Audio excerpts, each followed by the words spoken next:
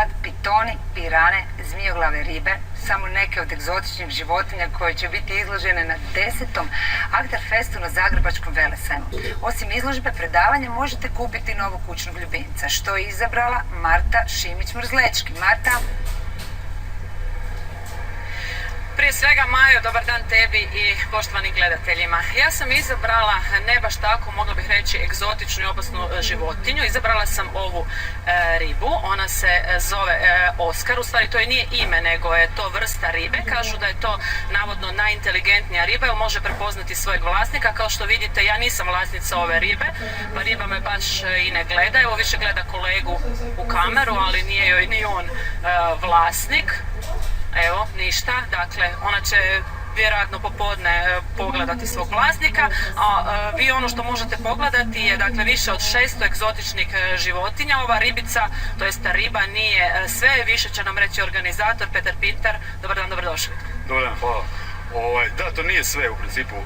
Na izložbi smo izložili preko 350 terarija i preko 100-120 akvarija sa različitim životinjama koje idu u to, ne.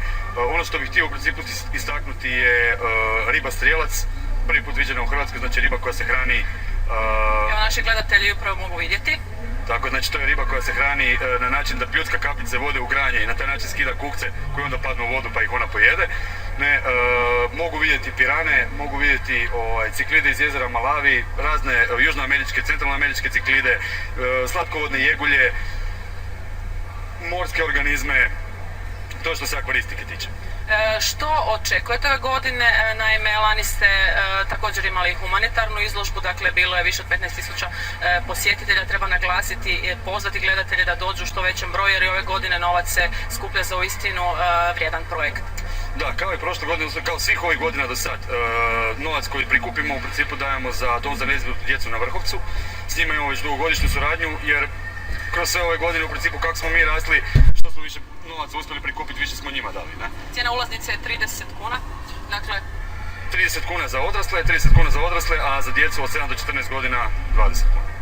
Evo još samo treba reći, jer pitona nismo htjeli sada staviti u pozadinu iza sebe, jer piton, poštovani gledatelji, spava. U stvari to je pitonka koja spava.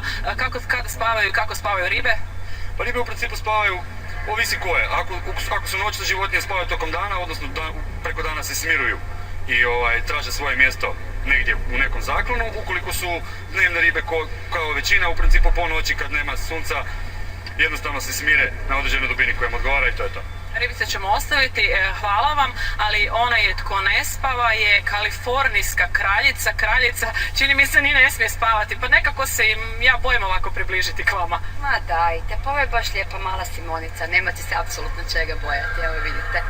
Ovo s nama je gospođa Danijela Moratić, također jedna od organizatorica. Dakle, posjetitelji mogu ovako primiti kalifornijsku kraljicu ili ovo samo za nas, za demonstraciju? Pa može, ako baš imaju neku veliku želju primiti zmiju, možemo onda i tako nešto organizirati, nema nikakvih problema. Samo da razbiju strah u svakom slučaju. Pitonka spava 3,5 metra. Što je još ono što mogu vidjeti posjetitelji? Posjetitelji mogu vidjeti, osim te velike pitonke, i 35 kila nismo spomenuli, mogu vidjeti razne ovakove male mliješne kukuruzne zmije, mogu vidjeti velike pitone, mogu vidjeti boje, razne kameleone, kornjače. Treba Danijela reći da je u nedjelju i burza, dakle možemo kupiti primjerice pauka. Koliko su cijene paukova? Pa cijene pauka će biti popularne zaista, znači naši uzgajivači će ponuditi najjeftinije cijene od 50 pa do koga pitaj, može veliki iznosi biti pauka, ali recimo od 50 kuna možete postati vlasnik jednog pauka, jedne tarantule. Ova zmija je na prodaju ili nije? Ne, ovo je moja ljubimica. Ova zmija nije na prodaju, ali ovako možete postati vlasnik. Znači, ako dođete na burzu, možete si vi kupiti jednu ovakvu malu zmijicu i pridružiti se nama teraristima u ovom hobiju. Danijela, hvala vam. Evo, ja ću za kraj samo malo po repu da vidite da uvjeravaju me organizatora, nije ništa strašno. Dakle, posjetite Zagrebački velesajam i družite se sa egzotičnim životinjama. Majo? Marta, vidim, zmija ipak neće biti tvoj novi kućni ljubimac. Idemo dalje.